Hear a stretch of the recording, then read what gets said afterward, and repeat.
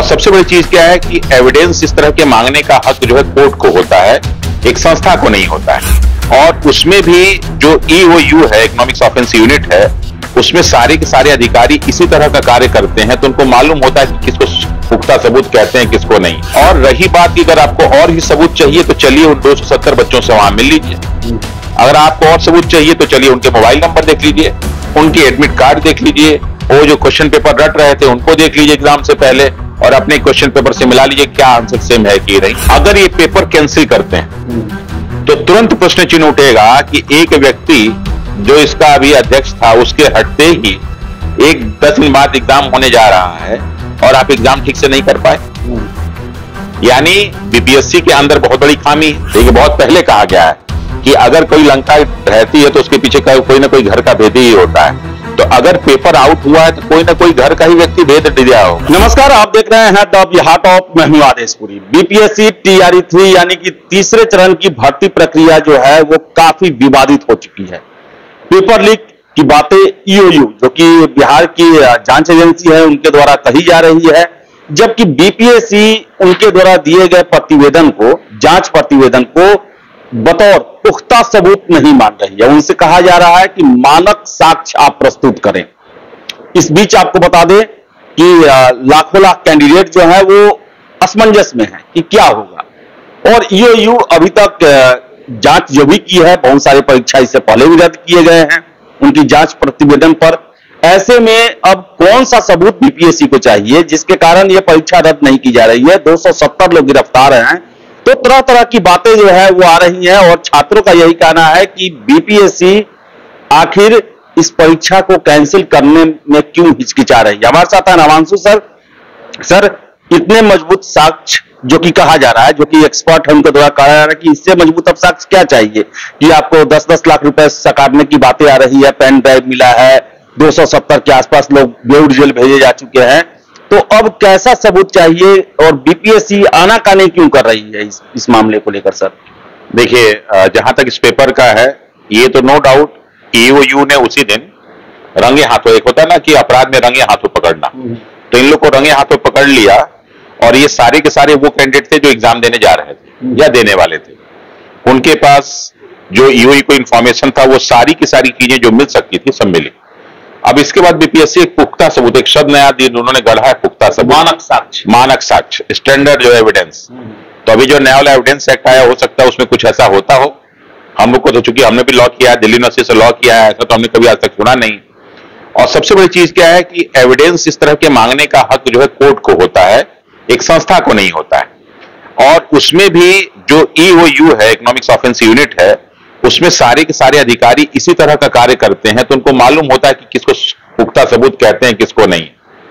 Plus क्या हुआ कि उन्होंने सारी की सारी इंफॉर्मेशन कलेक्ट करने के साथ, एविडेंस के साथ, सारे के सारे साक्ष्य जिसमें भी हो सकते, फिजिकल एविडेंस हो सकते थे, उसको भी उन्होंने किया। साथ ही साथ जो लोग उसमें काम कर रहे थे उनको भी गिरफ्तार किया, उनके भी द्वारा एविडेंस लिया गया, वो भी सब सारी बातों को बोले। और सबसे बड़ी चीज है कि उसी दिन शाम को पूरा का पूरा उसने प्रेस विज्ञप्ति जारी करके सारी सूचना इस प्रकार दे दी कि उसमें भी उन्होंने लीपापोती नहीं किया, एक पेज का पूरा लिखा जिसमें क्या क्या घटनाएं घटी उन्होंने सब लिखा। तो मुझे लगता है कि इससे बड़ा सबूत तो कुछ हो ही नहीं सकता। और रही बात कि अगर आपको और ही सबूत चाहिए तो चलिए उन 270 बच्चों से वहां मिल लीजिए। अगर आपको और सबूत चाहिए तो चलिए उनके मोबाइल नंबर देख लीजिए, उनके एडमिट कार्ड देख लीजिए, वो जो क्वेश्चन पेपर रट रहे थे उनको देख लीजिए एग्जाम से पहले, और अपने क्वेश्चन पेपर से मिला लीजिए क्या आंसर सेम है कि नहीं। तो आप अपने से सेटिस्फाइड हो जाए कि साहब ये पुख्ता सबूत है कि नहीं। तो मुझे लगता है कि पुख्ता सबूत की तो जरूरत नहीं है, सफिशिएंट सबूत है। लेकिन आपका एक मेन प्रश्न ये है कि आखिर बीपीएससी आनाकानी क्यों कर रही। देखिए, एक तरह से बीपीएससी के गले का हड्डी बन गया। क्यों बन गया?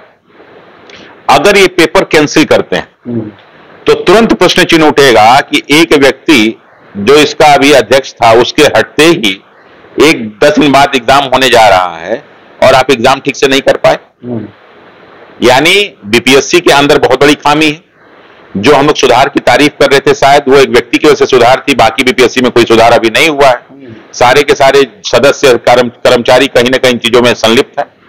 और दूसरा कि अगर वो पेपर कैंसिल कर दे तो फिर प्रश्न चिन्ह उठ जाएगा कि इन लोगों के पास अभी भी जो है मैनेजमेंट मजबूत नहीं हो पाया या चाहते ही नहीं कि पेपर इतना ईमानदारी से हो। इसलिए बीपीएससी इसमें आनाकानी कर रहा है। लेकिन सबसे बड़ी चीज है कि इसमें अभी तक जो एक और दो चार जिम्मेदार लोग होते हैं, जैसे अतुल प्रसाद जी थे, तुरंत तो ट्वीट कर दिया करते थे। तो कोई भी जिम्मेदार व्यक्ति का कोई भी अभी इंफॉर्मेशन नहीं आया, किसी ने कुछ जारी नहीं किया। अभी ये जो प्रेस विज्ञप्ति जारी है बीपीएससी से, वो भी पुख्ता सबूत की मांग कर रही है।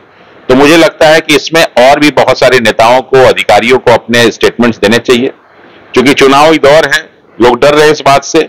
लेकिन मुझे लगता है कि कहीं ना कहीं इसमें बहुत लंबी मिली भगत है, जिसकी वजह से ये सारा का सारा खेल हो रहा है। सर, ये कहा जा रहा है कि अगर आपको 5 बजे आपने रेड किया, आपको सब कुछ पता चला, तो 2:30 बजे आप सूचना क्यों दिए परीक्षा होने के बाद? यानी कि सर, क्या ये सबूत में ऐसा होता है कि घटना घटने से पहले अगर आपको कोई चीज पता चल जाए, और क्या घटना घटने के बाद वो चीज खत्म हो जाता है, क्या उसका कोई वैल्यू नहीं रहता? देखिए, जहां तक लॉ की बात है, उन्होंने आपने कहा कि आपको 5 बजे इंफॉर्मेशन मिल गई, हाँ, और आप 2:30 बजे सबूत दे रहे हैं, तो दरअसल सूचना दे रहे हैं। तो दरअसल क्या होता है ना कि कई बार ये रीचेक किया जाता है कि जो हमारे पास है वो सही है कि नहीं। सर, मिलान भी होता है, मिलान भी होगा ना। दरअसल क्या है कि ईओयू बीपीएससी संस्था से तो जुड़ा है नहीं कि उसके पास पेपर बैठा है कि वो पेपर लेके गया है, मिला रहा है। पेपर जो बीपीएससी के पास है, बीपीएससी के पास भी नहीं होता है। वो लोग बताते हैं कि सेंटर पर सीधे रहता है। कहते हैं सब, सारी की सारी बातें लोग कहते हैं। कहने का मतलब बीपीएससी द्वारा किसी न किसी को दिया गया होगा, तो वो तो अपने से ले नहीं सकते। तो इसलिए वो वेट करते हैं कि क्या, जैसे मैं आपको बताऊं कि एक बार हम लोग ने आईआईटी हम लोग दे रहे थे, तो सारी की सारी इंफॉर्मेशन जो है सीबीआई वालों को मिल गई कि पेपर आउट हुआ। आईआईटी का पेपर आउट हुआ था सन 1997 में। तो उस समय क्या हुआ कि तुरंत उसने सूचना नहीं दी, वो अगले दिन पेपर में निकाले, और जब इससे एग्जाम हो रहा था उसी के साथ साथ वो भी आ रहा था, और फिर सारी की सारी सूचना दी गई कि देखिए ये सब पेपर पहले आ चुका था, और ये हम लोग पुख्ता कर रहे थे। तो ऐसा नहीं है, वो जो 270 लोग पकड़े गए उनसे आप चेक कर सकते हैं, वो लोग तो पहले पकड़े गए हैं ना, सबूत पहले इकट्ठा किया गया है ना, सारे सबूत सही है कि नहीं है। तो ये आप शब्दों का खेल करने लगे कि आपने पहले क्यों नहीं दिया, बाद क्यों नहीं दिया गया, ये सिर्फ और सिर्फ एक जो है समझ लीजिए बेवकूफ बनाने का जरिया और कुछ नहीं। सर, 2 संस्थाओं के बीच में अब सर एक तरह से कहा जाए तो भिड़ंत हो गया है, ईओयू और बीपीएससी। क्या लगता है सर, किसकी जीत होगी, किसकी हार होगी? छात्रों को क्या मिलेगा इन सब के बीच में? देखिए, इसमें जीत हार की बात नहीं है। बीपीएससी और ईओयू के बीच में लड़ाई कोई नहीं, ऐसा तो नहीं कि अधिकारी एक दूसरे से लड़ रहे हैं, किसी की प्रॉपर्टी का विवाद है। बेसिकली ये छात्रों के न्याय की बात हो रही है।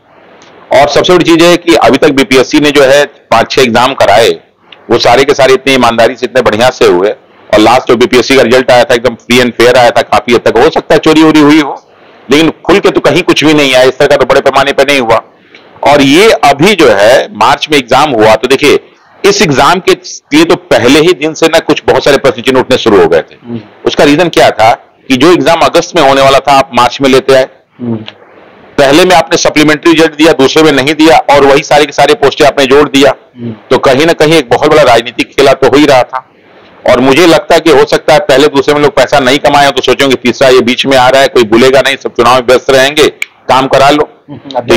अध्यक्ष भी नहीं है अभी, क्योंकि अध्यक्ष तो एग्जाम होने से एक दिन पहले ज्वाइन किए, एग्जाम के दिन शाम को ज्वाइन किए हैं। तो स्वाभाविक के बिना अध्यक्ष के जो है उपस्थिति में सारा का सारा हुआ, उनको भी सूचना होती नहीं होगी। और जब भी कोई आता तो ऐसा नहीं है कि तुरंत आ जाए ना, आने के बाद उसको टाइम लगता है समझने में, तब तक अंदर से पूरा का पूरा खेल संपन्न हो गया हो, क्योंकि एग्जाम की तैयारी तो पहले से चल रही थी ना, तो अंदर से पूरा खेल संपन्न हो गया हो। और हो सकता है कि ठीकरा फोड़ा जा रहा है अध्यक्ष के सर पे, ये भी हो सकता है। अच्छा सर, ये सर हर एक जगह आ रहा है, पेपर में भी आ रहा है कि बीपीएससी में भी कुछ कर्मचारियों सब पर नजर रखी जा रही है, सोशल मीडिया पर आ रहा है कि बिना इंसाइडर के जो है वो इतना बड़ा घटना नहीं घट सकता है। सर, बीपीएससी को सर कितना इसमें पक्षपात आप मानते हैं सर? देखिए, अगर कहीं भी देखिए कहीं कोई घटना घटती है ना, तो बीपीएससी तो फिर भी जो है स्वतंत्रता के बाद एक संस्था बनी है। हम लोग के यहाँ वेद पुराणों में पहले ही कह दिया गया है कि घर का भेदी लंका ढाए। ठीक है, बहुत पहले कहा गया है कि अगर कोई लंका ढहती है तो उसके पीछे कोई ना कोई घर का भेदी ही होता है। तो अगर पेपर आउट हुआ है तो कोई ना कोई घर का ही व्यक्ति भेद दिया होगा। कोई भी संस्था से कोई भी गलत काम बिना उसके कर्मचारी अधिकारी से मिले बिना हो ही नहीं सकता। तो मुझे लगता है कि निश्चित रूप से इस तरह की संस्थाओं पे एकदम कड़ी निगरानी रख के सारे के सारे अधिकारी कर्मचारियों का पूरा बेस चेक करना चाहिए।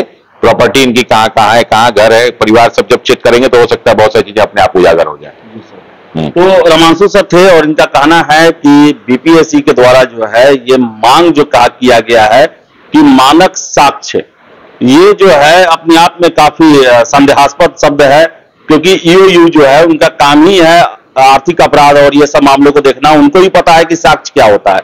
जबकि प्रेस रिलीज जो जारी किया गया उसमें सारी घटनाओं को विस्तार पूर्वक बता दिया गया, जो कि कानून के जानकार हैं उनका यही कहना है कि यही पुख्ता साक्ष्य होते हैं। लेकिन देखिए बीपीएससी जो है वो जांच प्रतिवेदन पुख्ता सबूत के साथ मांग रही है। आशा करेंगे कि ईओयू के द्वारा इसे दिया जाएगा और अगर पेपर लीक हुआ है तो इसका जो है वो खुलासा भी होगा, जो गुनाहगार हैं वो पकड़े भी जाएंगे और सबसे महत्वपूर्ण छात्रों के साथ न्याय जरूर होगा। फिलहाल इस वीडियो में इतना ही। वीडियो पसंद आए लाइक शेयर करें, हमारे चैनल द बिहार टॉप को सब्सक्राइब जरूर कर लें। धन्यवाद।